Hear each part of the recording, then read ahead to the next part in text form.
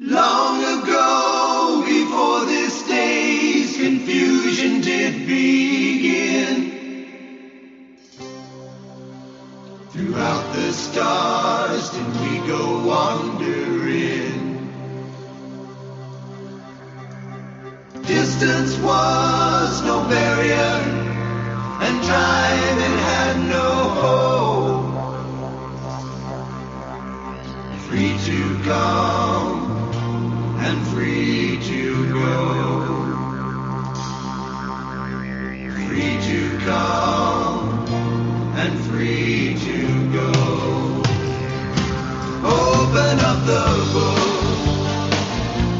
book of stars. Open up the book.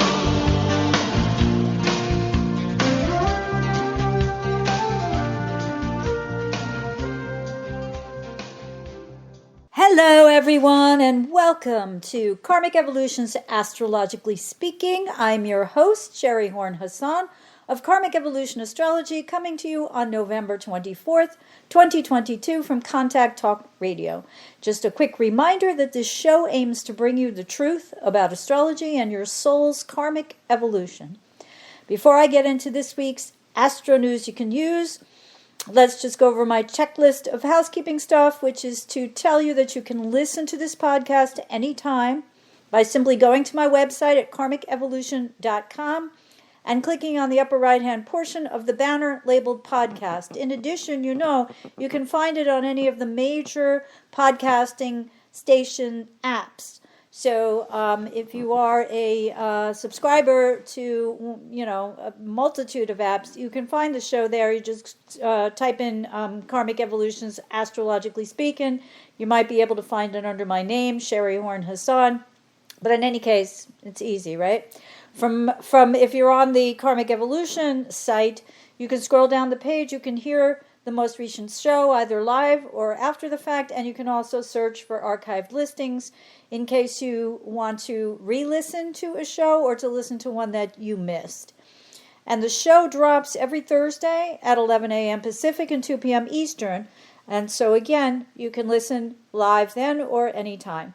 And if you're on the website, you'll see that above the recent, above the podcast that's playing either live or right after the fact for the next week, there is a downloadable freebie called How to Keep Your Sun Sign Happy, which is friendly advice for every sun sign from renowned evolutionary astrologer Stephen Forrest, who was one of my major mentors.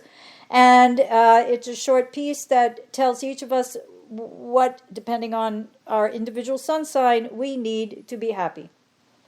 So please, by all means, check it out, my website.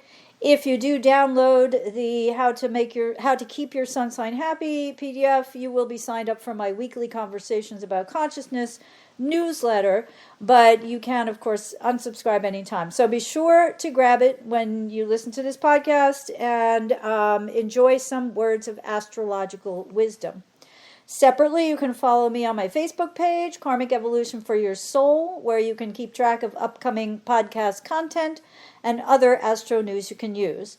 I'm posting also on Instagram now, so feel free to follow me there as well. And finally, I am offering still my 1-hour discounted Karmic Evolution Natal Insight reading for listeners only for only $99. So if you're interested in astrology, you want to learn more about the true meaning of your individual birth chart, then check this out.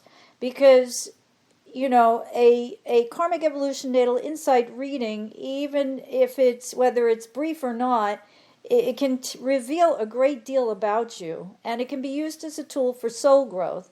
So if you want to gain greater consciousness about your soul's true mission and purpose in this lifetime, if you'd like to move from chaos to clarity about what might be holding you back in any area of importance to you, relationships, career, finances, health, this natal chart reading can lead to the understanding of and the healing of old karmic wounds and help you to co-create your own future happiness and success through astrological insight.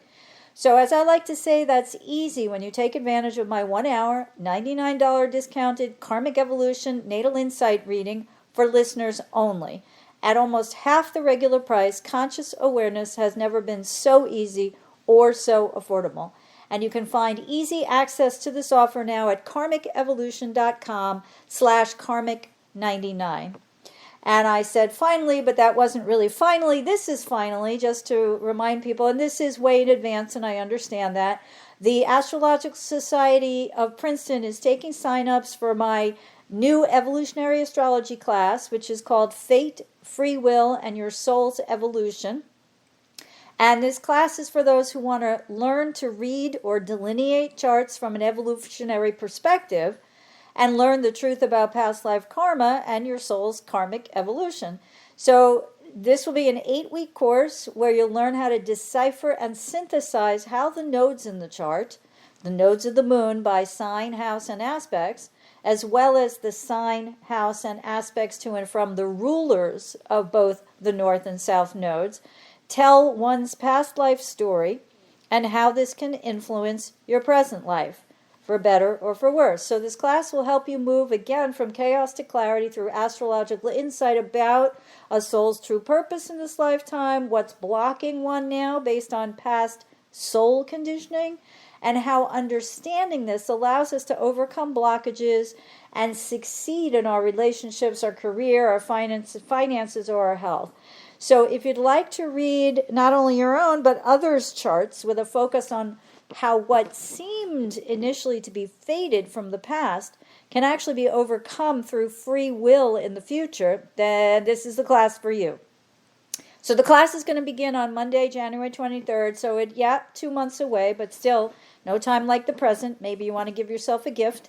And it'll take place on Zoom from 7 p.m. to 8:30 p.m. Eastern Time. And as I said, it'll run for 8 weeks. And recordings will, of course, be available after the fact for anyone who can't make it or has to miss a session or two or more. So for more information and to sign up, please go to ASP, that's for Astrological Society of Princeton, NJ, that's for New Jersey, so it's aspnj.org. And of course, feel free to email me at Sheri, at SHERI, at KARMICEVOLUTION.com if you have any questions, which I'd be happy to answer for you. All right, so let's get now into this week's Astro News you can use. Now, here's what I posted on Monday of this week, which was November 21st, in terms of looking ahead at this next week. And of course, that's going to include yesterday's Sagittarius New Moon. So harmonious philosophical and legal agreements begin the week. All right, that was Monday. As Mercury met Venus in all-inclusive, optimistic, think big Sagittarius on November 21st, and the Sun followed by entering Sagittarius on November 22nd. So Jupiter stationed direct also at 28 degrees 48 minutes of Pisces just after the Sagittarius New Moon, which occurred at 1 degree 38 minutes on November 23rd, and that was at 2:57 p.m. Pacific time and 5:57 p.m. Eastern time. So since the Moon, Sun, Mercury, and Venus had already trined Jupiter, which is the planet of expanded consciousness, by the time of this lunation, the big picture here is that we won't necessarily always get what we want, but we should be able to gain greater clarity about what our soul truly needs now, and as this lunation or part of the monthly new moon cycle waxes. So we're still under the auspices of the Sagittarius new moon now, which also has several waxing fire trines. The first of Mercury in Sag to wounded healer Chiron in Aries, which perfects late today on the 24th and early the 25th, depending on your time zone, and the second of Venus in Sag, which perfects on the 25th. So this conjunction, I wanted to read to you something I had found by astrologer Robert Wilkinson, which I thought was pretty good, and I thought it was interesting because this Mercury-Venus conjunction, right, which happened on Monday, And, the energy doesn't just go away right away, but we're going to see this conjunction two more times, so 3 in total.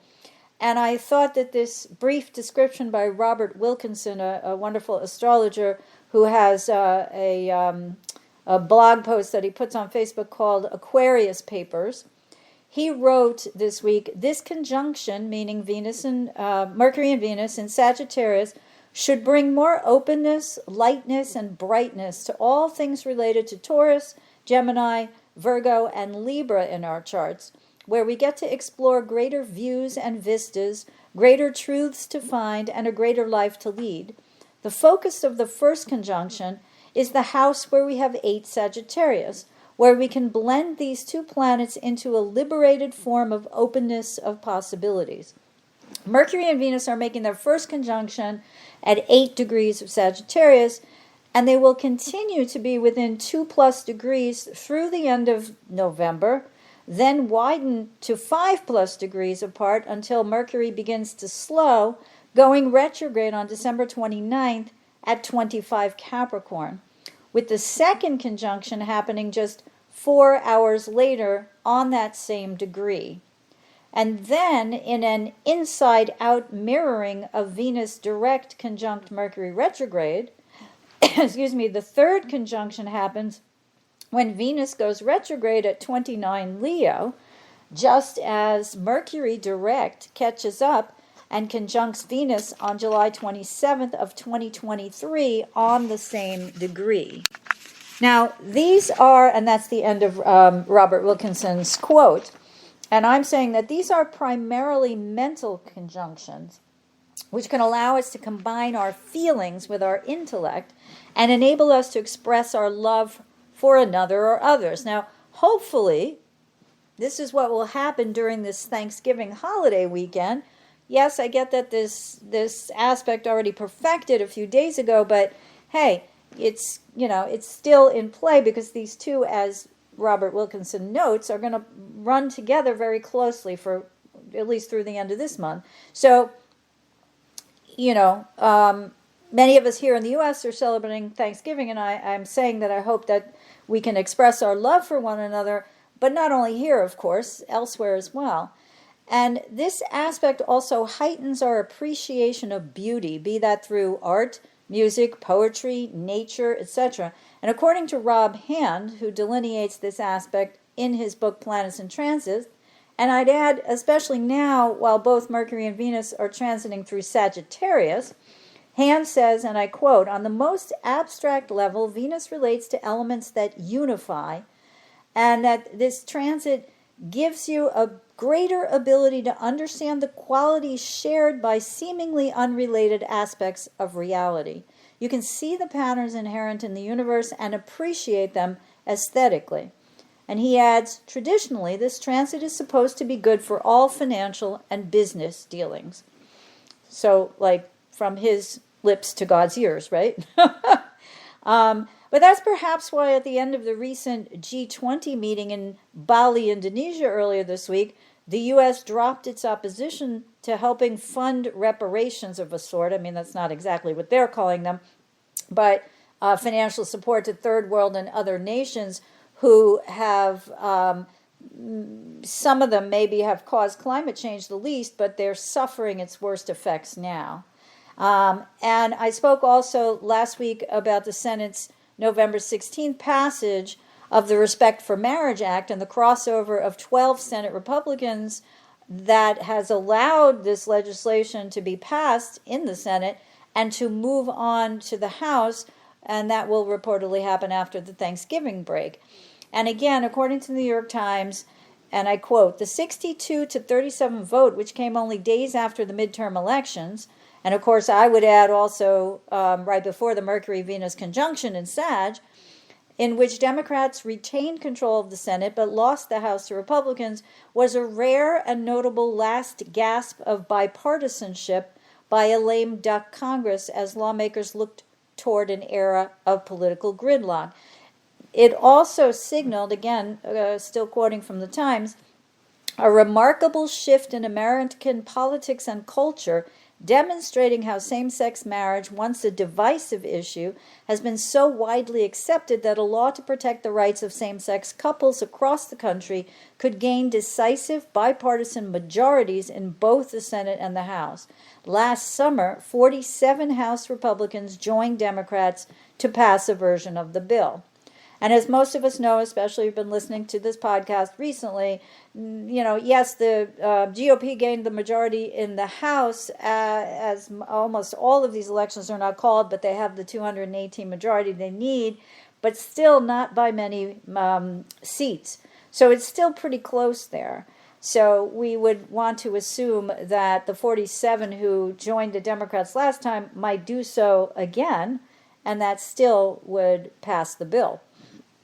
Now, some of this kind of coming together in a more loving way, shall we say, or a more all-inclusive way, which, loving, of course, is Venus, and all-inclusive is Sagittarius, Some of this may also be a reflection of the waxing fire trines of both Mercury and Venus and Sag to wounded healer Chiron in Aries at this Sadge New Moon.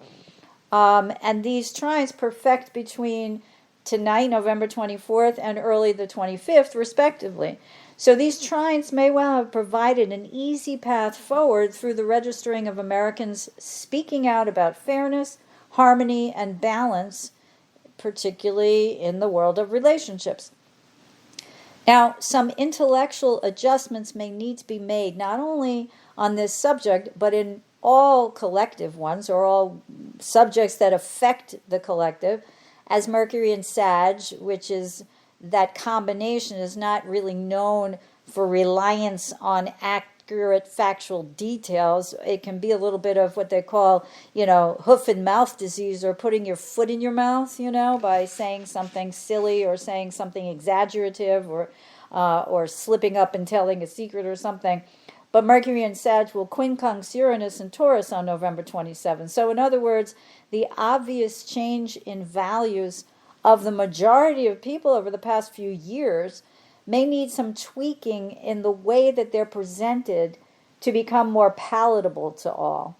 So again, a lot of times it's the way you phrase something that can kind of lessen the effect of the meaning with those who might have a really vitriolic or angry response. But future success depends now, however, on tempering our enthusiasm with grounded, concentrated, hard work, so future visions become concretely viable as we wax toward Mars' exact trine to Saturn on November 28th. And that's as long as we haven't succumbed to fantasy-driven, unrealistic plans that conveniently ignore necessary but important details. And that's part of November 19th's lingering Mars square Neptune energy, because that square is going to occur another time too. It occurred first on October 11th, again last week on November 19th, and we'll have one more exact hit on March 14th of 2023. So, there's this juxtaposition, as I've said before. It can be where and how we find Jupiter's reversal to direct motion can expand all inclusiveness while he's still in Neptune-ruled Pisces, which dissolves boundaries.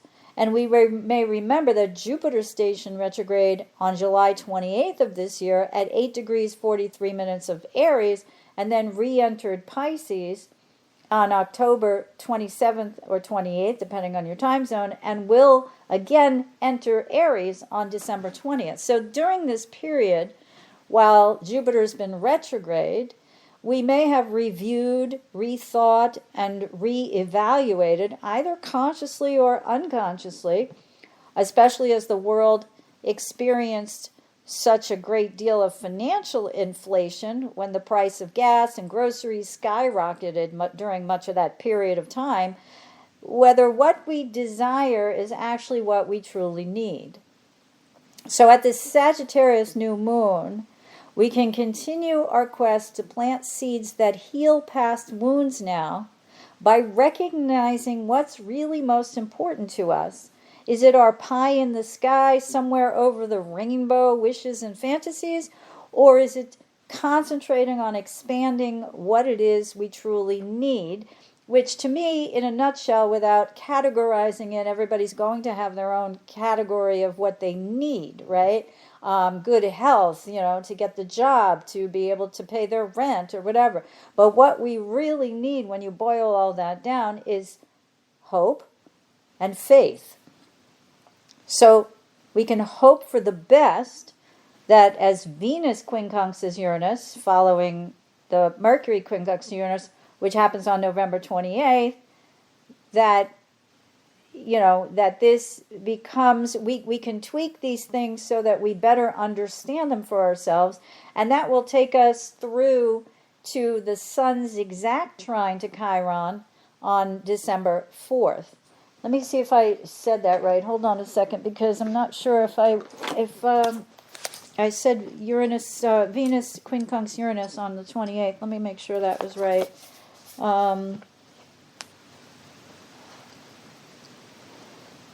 Yes, it was. Okay.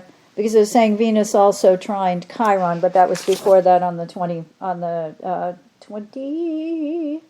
Venus, where are you? Venus trine Chiron on the 25th, yeah. And then Mercury quincunxes Uranus on the 27th, and Venus follows on the 28th, right? So that's where we make our adjustments and bring these things down a little bit. So meanwhile, again, if we adjust our messaging to be clear and not scattered, when Mercury quincunxes Chiron, November 27th, sorry, that's Uranus. I'm getting ready for the holidays. I'm thinking about pie. I have to concentrate. And Venus follows on the 30th. We lead with self-compassion. Then we can plant seeds now that allow us to lead with optimism about future healing. And that's for ourselves, our families, our friends, the collective, and the planet. Now, when Mercury opposes Mars retrograde in Gemini on the 28th, telling everyone exactly what we think of them may not prove the wisest tactic. Although when the messenger gods sextile Saturn Aquarius, right after that, it may well provide the opportunity for us to teach or be taught that every cloud has a silver lining. In other words, some people or circumstances may appear flawed to us, but we can still see the inherent good in them. So what I'm trying to say is Mercury opposite Mars can provoke an argument. It's sort of like poking somebody. There's a lot of ego in Mars, and Mercury is like, hey, look at me, in Sagittarius, right? Gemini's like, Mars and Gemini's like, what? You woke me up. So, it's like, you're annoying me. And that can lead to words, But the fact that Mercury... the fact that Mercury then sextiles Saturn is more like saying, okay, let's take it down a notch. And, what the heck was that about? Oh, well, I was feeling badly because blah, blah, blah. Oh, okay, I get it. You see? Now, when Venus follows in Mercury's footsteps and opposes Mars retrograde as well, which occurs late on November 30th or early December 1st, any stymied creative or sexual energies can be the culprit in causing conflicts then. And, Venus opposite Mars is an ego relationship conflict, right? An anima-animus type deal. So knowing what we want can go a long way to understanding the derivation, I should say, knowing what we need, right, can go a long way to understanding the derivation of any frustrations we might have and help us to learn more about ourselves and our own true needs now. So the other thing I want to tackle is why at this Sagittarius new moon yesterday we experienced violence. Because it's a lot of the astrology, this is time to, be a visionary and plant new seeds to see your future. And I'm saying having hope and enthusiasm and optimism for the future. And all that is true. But it makes you stop and go, well, wait a minute. We just had a number of violent incidents just in the past couple of days alone. And within the last week, even more. So it's like, what the heck? So I believe that as we approached the Sun Moon in Sagittarius conjunction, which of course is the Sadge New Moon, and such a conjunction can fertilize greater hope and faith. For some, it might have conversely stimulated the impetus towards hubris or excessive pride and arrogance. And I'm speaking, of course, of the horrible massacre at the LGBTQ club in Colorado Springs, Colorado, that according, and I'm quoting here from the Times, New York Times, according to the police and witnesses, the attacker, clad in body armor, burst into the club just before midnight on Saturday and opened fire. So remember, this happened Saturday, the new moon's on Wednesday. Opened fire with a long gun, and right before the Mercury-Venus conjunction on Monday, killing 5 people and injuring 18 others before being tackled by people inside the club. And that was reported on Tuesday, November 22nd. So it was revealed on November 23rd, as we wax toward the November 23rd Sadge New Moon, and Jupiter's station direct in Pisces directly following, that the suspect in this shooting spree, who's now in custody, identifies as non-binary and prefers the pronouns them, they, them. Now, whether that has anything at all to do with his choice of venue in which to commit this heinous crime, we don't know yet. But, it's just interesting because, they're going to call it a bias crime and a hate crime. So he hasn't been charged with any specific crime yet, and it seems pretty clear that there's mental illness involved, but we'll hear more about that, and I'm going to talk more about that in a minute. So, in addition, yesterday, or Tuesday it was, and again I'm quoting from the New York Times, a longtime Walmart manager opened fire on fellow employees in Chesapeake, Virginia, late Tuesday, killing 6 people as the store prepared to close for the night during a hectic holiday week. It was the 3rd recent high-profile mass shooting in the United States after 3 students were killed at the University of Virginia last week, and that's the 3 football players who were attacked on the bus by another student. And 5 people were killed Saturday night at a gay club in Colorado Springs.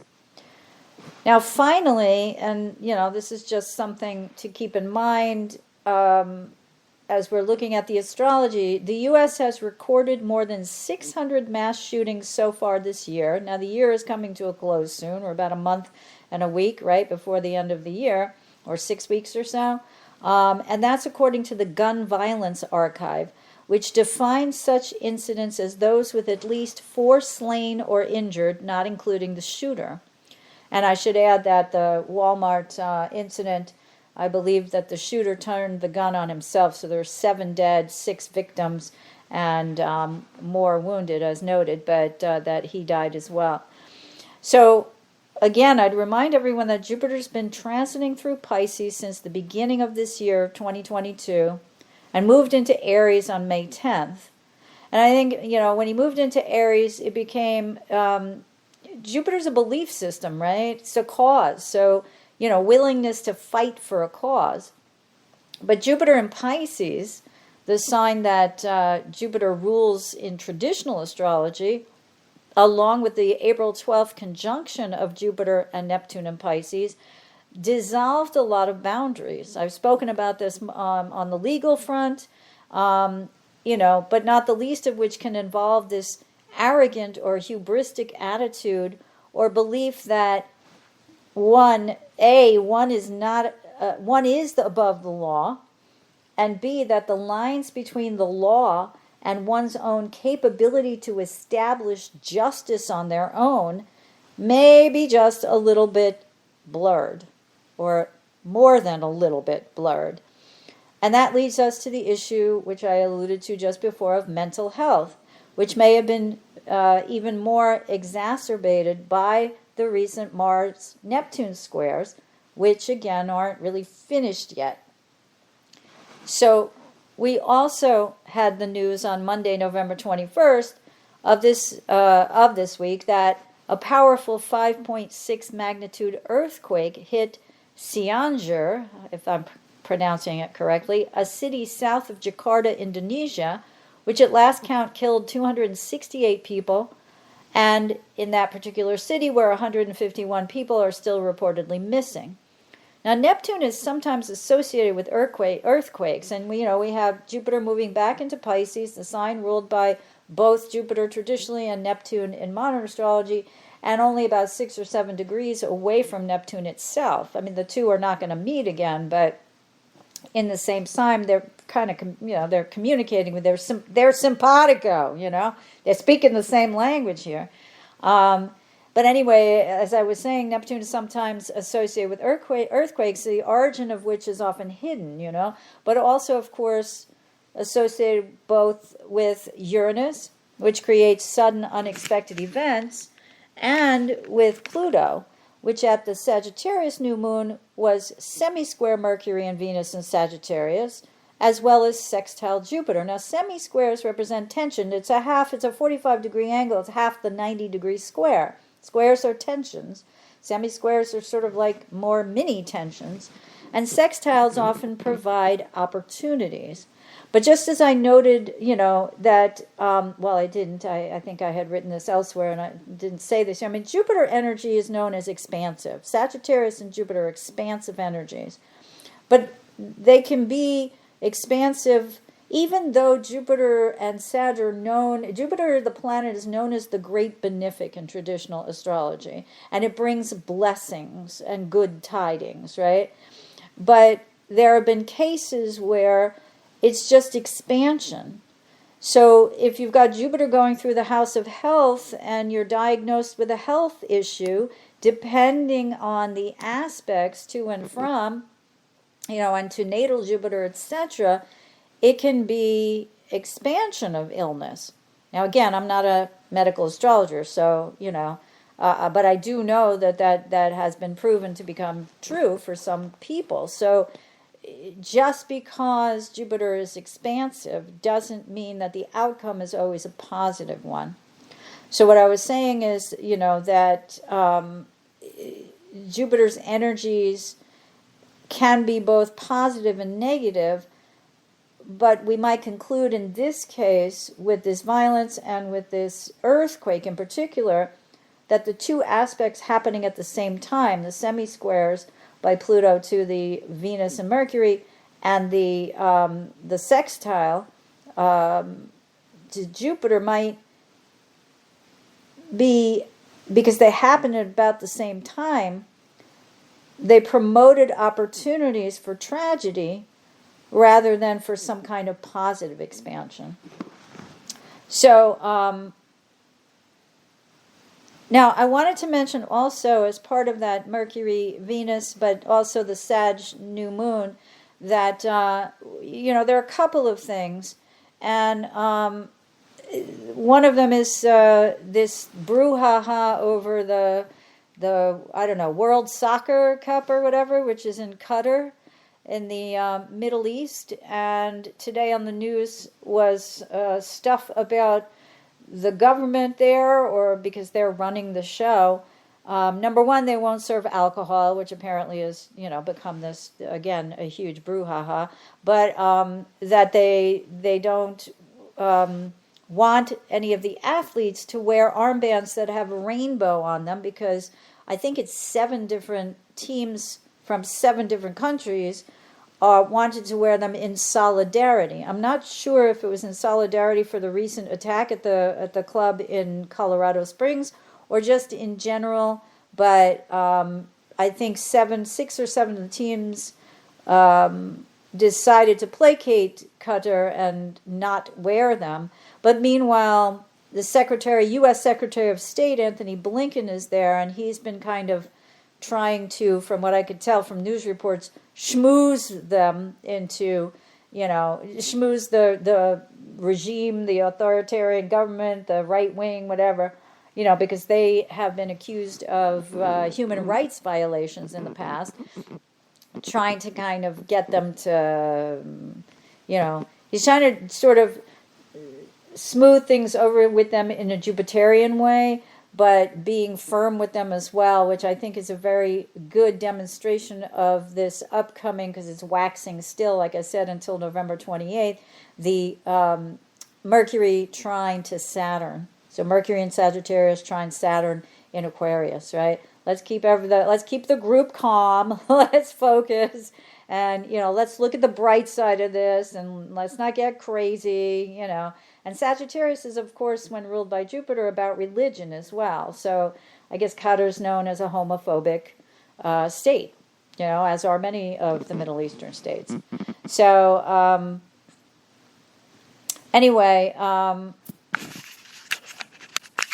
I wanted to mention, because last week I had talked about balance returning, especially in the midterm elections in the U.S., and I noted a quote, or something I took down as a quote from historian John Meacham recently, who said, and I quote, "U.S. history is filled with conflict, but also with resolution. Every other candidate acknowledged the mechanics of elections. Donald Trump did not. Just enough of us said, I want my vote to count, even if I lose." So just wanted to get that in. And for those of you who remember, I talked a few weeks ago about Nancy Pelosi's chart, the Speaker of the House of Representatives, in the wake of the terrible attack on her husband Paul in their home in San Francisco.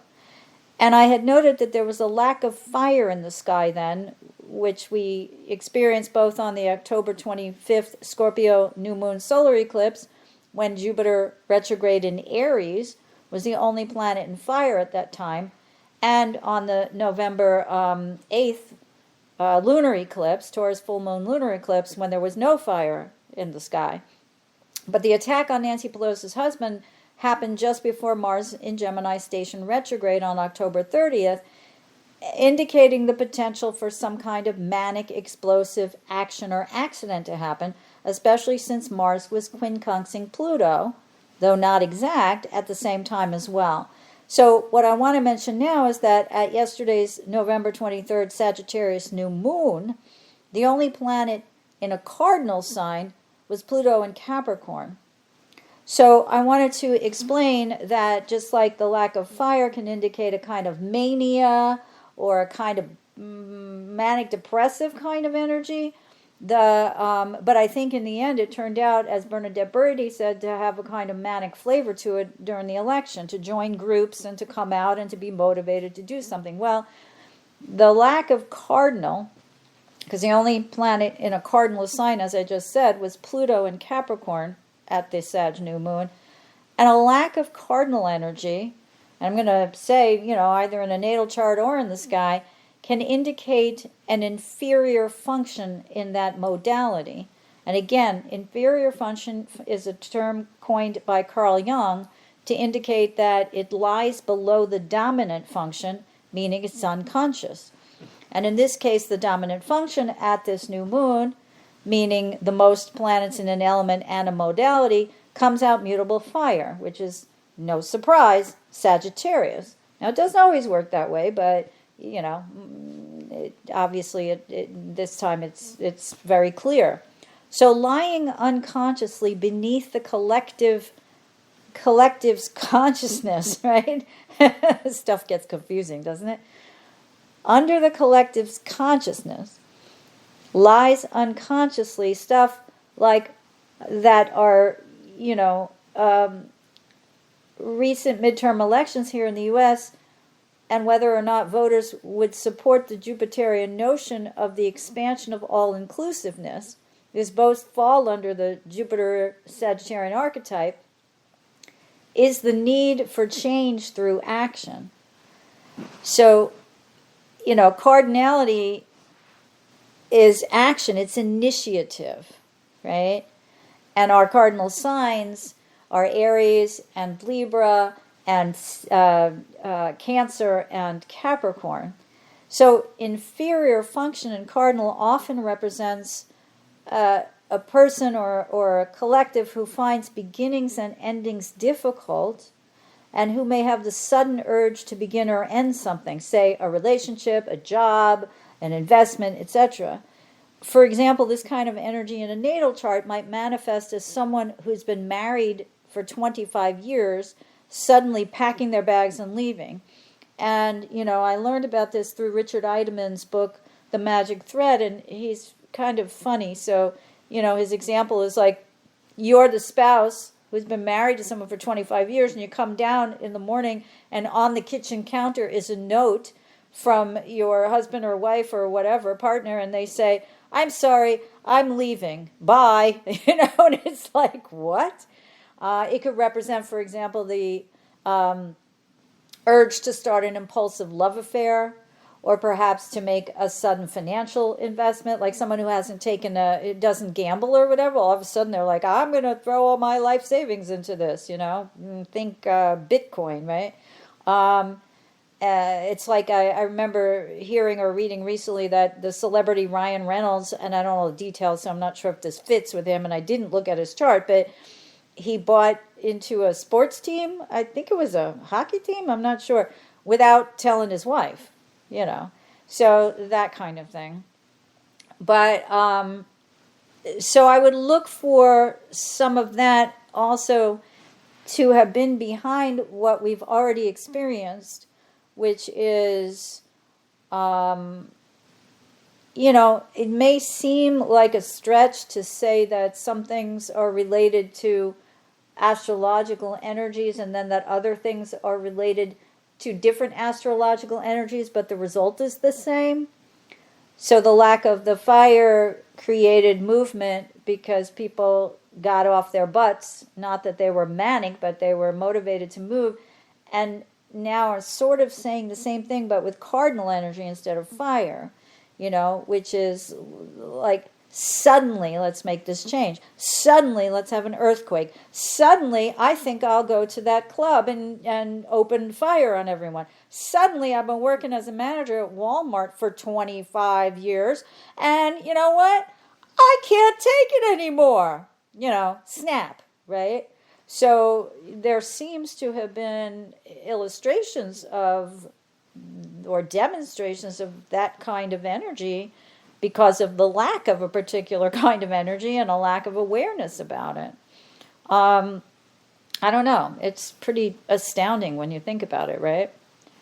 So I wanted to go back because I know I did this recently, and I know I'm always running out of time because I wanted to talk about a couple different people's charts. But, excuse me, in the time I have left, I want to go back to Nancy Pelosi briefly because I wanted to look at her chart again, since it's a pretty big deal that she's stepping down from the speaker's position in the House, and that may well affect, the future here. So, what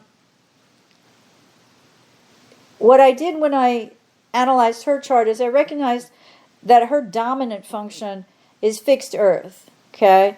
She's not a Taurus, but fixed Earth is Taurus. So that's stable, that's steady, that's not changeable, that's someone who might resist change or stand their ground. As a friend of mine says, think of Taurus as a tree that puts down roots. You can't just pull the tree up and then replant it somewhere. Like, it ain't coming up easily, especially a redwood or something like that.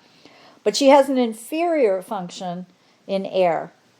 Now, inferior function in air, again, is unconscious, can be someone who is a little scattered. They can be anxious. It can sometimes manifest as anxiety issues.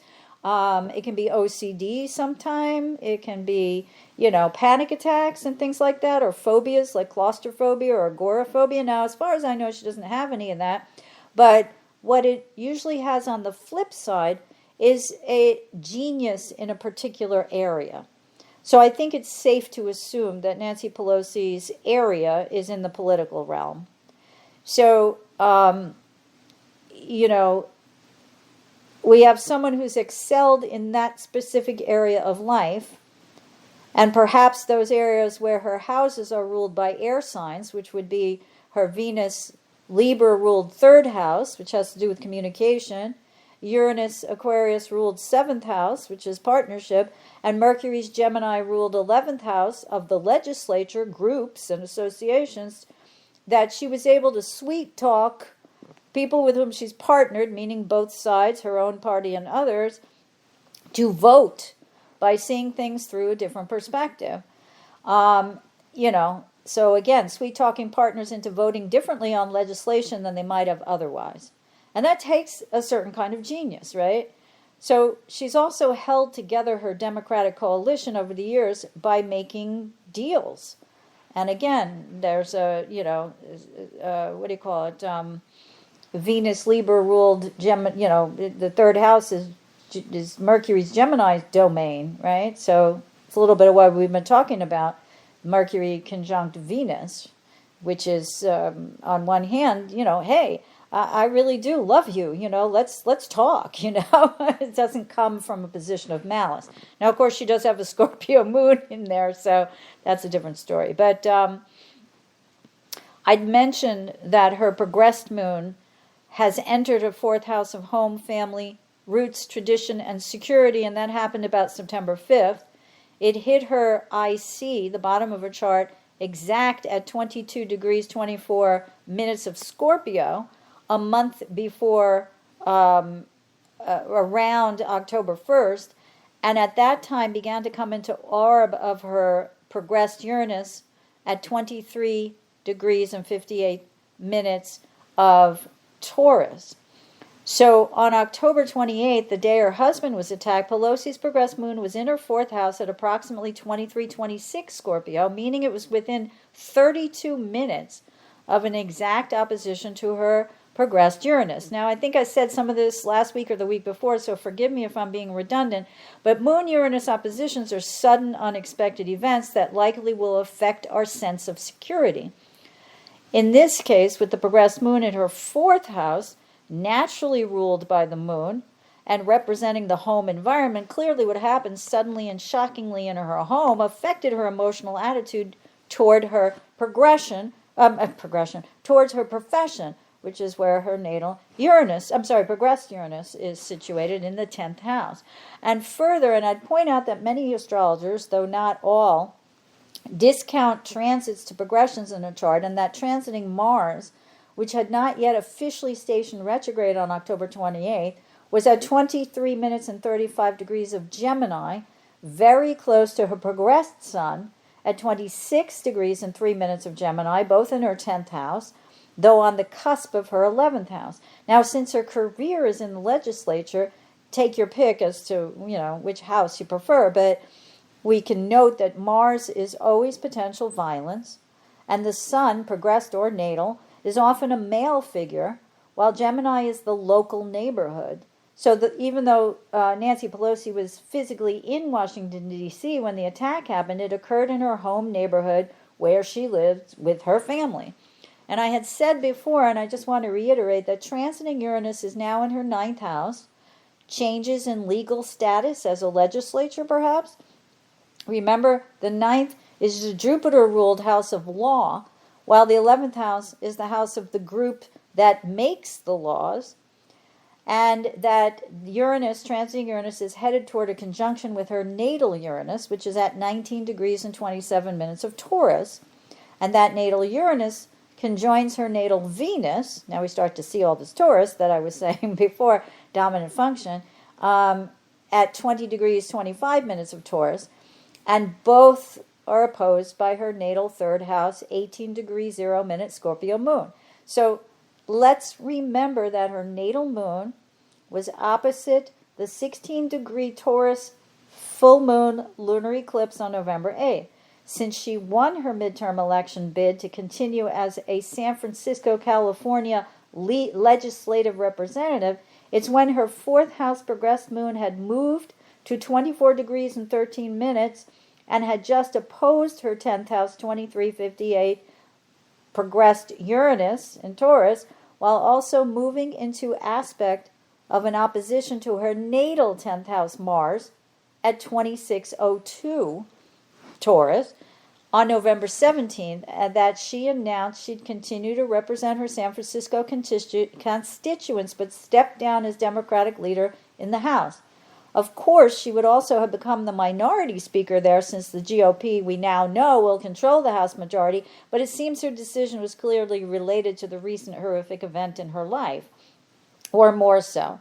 Interesting to note, too, that on November 17th, about 10 days ago now, the transiting Sun was in her fourth house at 2530 Scorp, a little over a degree past her 2413 Scorpio progressed moon, and quincunx her 26 degree 6-minute Gemini progressed sun in her 10th, but as I mentioned, about a degree from the cusp of her 11th. And the progressed sun moves about a degree a year, so we could, like I said, it's toss-up if you want to say it's in the 10th or the 11th, but I think either one fits.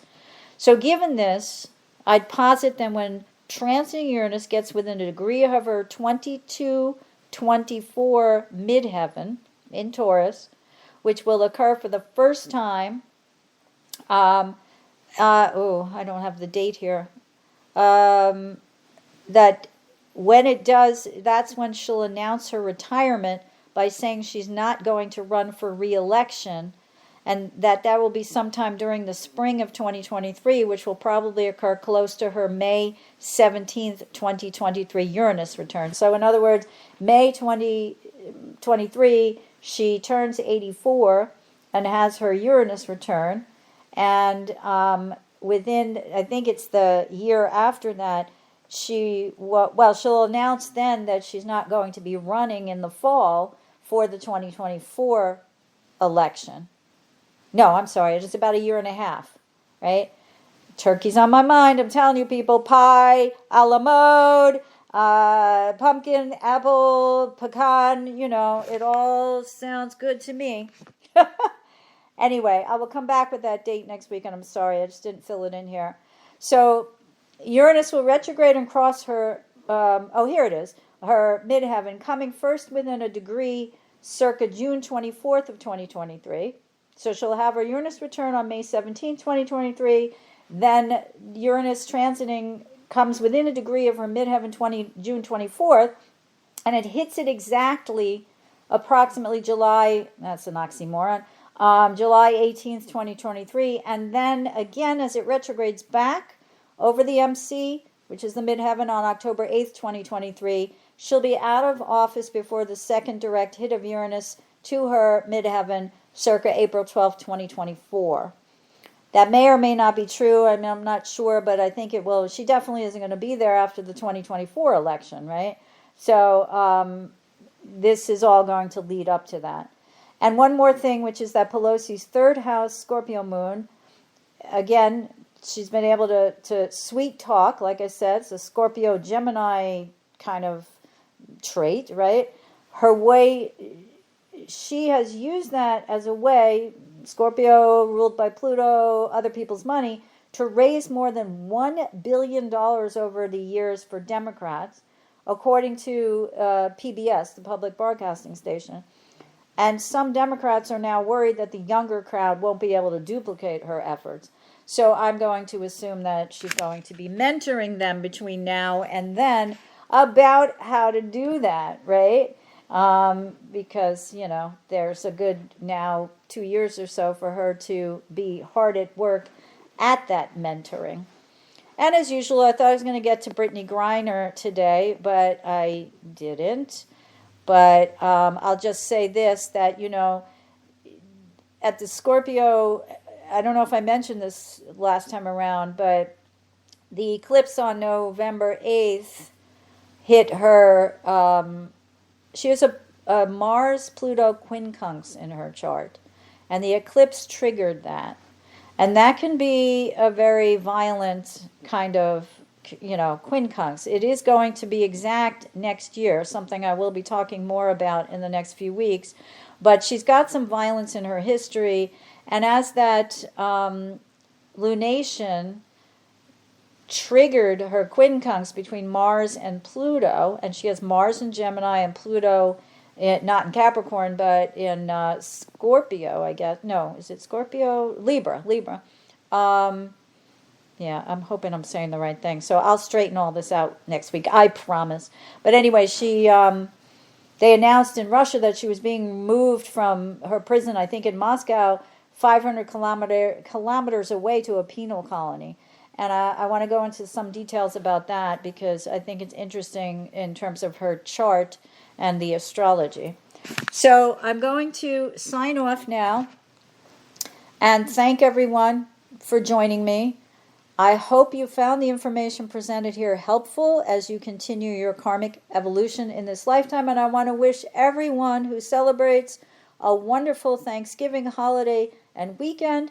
And obviously, under the auspices of the Sadge New Moon and the Venus and Mercury conjunction, a wonderful next week, regardless of what you celebrate. And to ask you to be sure, please, to join me next week on December 1st for another episode of Karmic Evolutions, Astrologically Speaking. Until then, may your journey be filled with karmic healing and the joy of greater consciousness. Namaste. Long ago, before this day's confusion did begin, throughout the stars did we go wandering. Distance was no barrier, and time it had no hope. Free to come and free to go. Free to come and free to go. Open up the